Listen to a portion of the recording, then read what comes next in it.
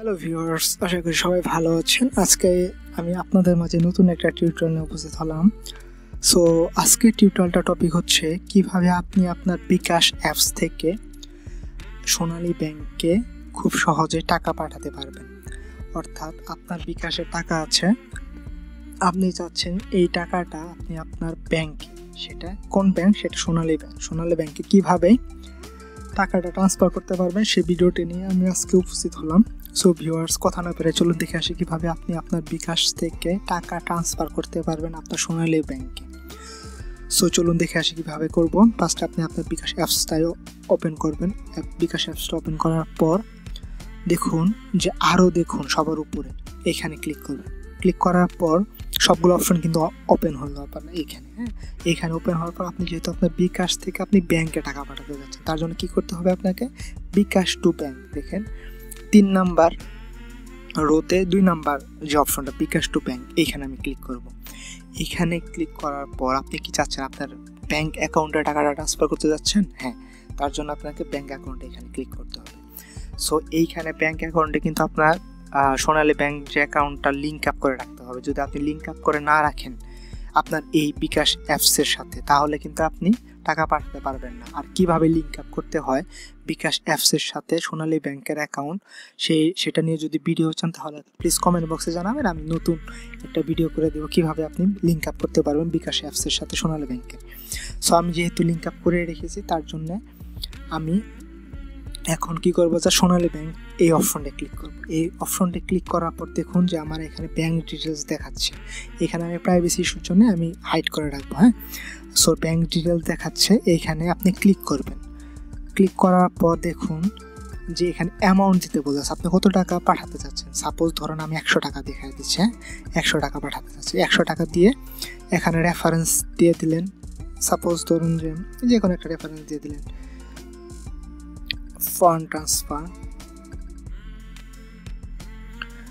Transfer দিয়ে আপনি just একটা যে কোনো একটা রেফারেন্স দেবেন। রেফারেন্স ম্যান্ডেটরি, আবার ম্যান্ডেটরি না, বাট আপনি ট্রাই করবেন একটা ভ্যালিড একটা রেফারেন্স দেওয়ার জন্য, যে যেন অনেক সময় যদি পেমেন্টটা ফেল হয় সেই ক্ষেত্রে কিন্তু আপনি রেফারেন্স থ্রুতে ট্রানজ্যাকশন আইডি প্লাস সময় এগুলো কিন্তু দিয়ে পেমেন্টটার এগেনস্টে আপনি টাকাটা ব্যাক পাওয়ার করতে পারবেন, অ্যাপ্লিকেশন করতে পারবেন। সো আপনি ট্রাই করবেন একটা ভ্যালিড একটা রেফারেন্স দেওয়ার জন্য। আমরা অনেক সময় রেফারেন্স জিনিসটা না বুঝে আবল তাবল জিনিস দেয়, অনেকে বুঝার পরেও সময়ের স্বল্পতার জন্য রেফারেন্স জিনিসটা ইগনোর করে দেয়।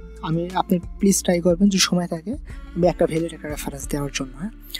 সো রেফারেন্স দেওয়ার পর দেখুন যে আমার পরিমাণটা হচ্ছে 100 টাকা দেখাচ্ছে, 401 টাকা। তার মানে কি, আপনি সোনালী ব্যাংকে যদি বিকাশের থ্রু বিকাশ থেকে যদি সোনালী ব্যাংকে টাকা পাঠান 1000-এ 10 টাকা কাটবে।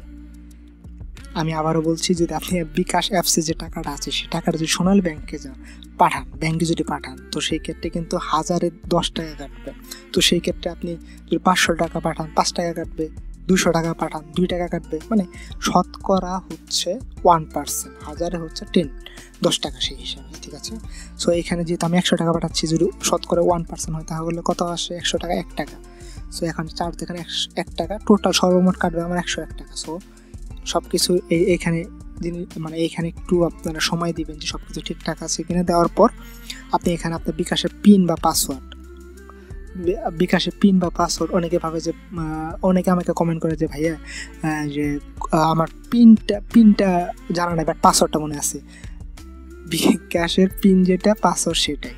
সো আপনি মানে আপনি পিন যেটা দিবেন পাসওয়ার্ড এটাই। সো আপনি এখানে আপনার পাসওয়ার্ডটা দিয়ে দেন, আমি আমার পিনটা দিয়ে দিই। মানে আপনি আপনার পাসওয়ার্ডটা দিয়ে দেন, আমি আমার পাসওয়ার্ডটা দিয়ে দিই। সো দিয়ে দেওয়ার পর পিন কনফার্ম। সো দেখুন এইখানে একটা আপনাকে ডিটেলস বলে দিচ্ছে যে বিকাশ টু ব্যাংক এ টাকা পাঠানো নিশ্চিত করুন। নিশ্চিত করার জন্য আমি নিচে যেখানে বিকাশ টু ব্যাংকে ট্যাপ করে ধরে রাখুন, ব্যাংকে টাকা পাঠাতে ট্যাপ করে ধরে রাখুন। আমি এখানে ধরে রাখলাম। দেখেন যে উইদিন এ মোমেন্ট আমার টাকাটা ট্রান্সফার হয়ে গেল।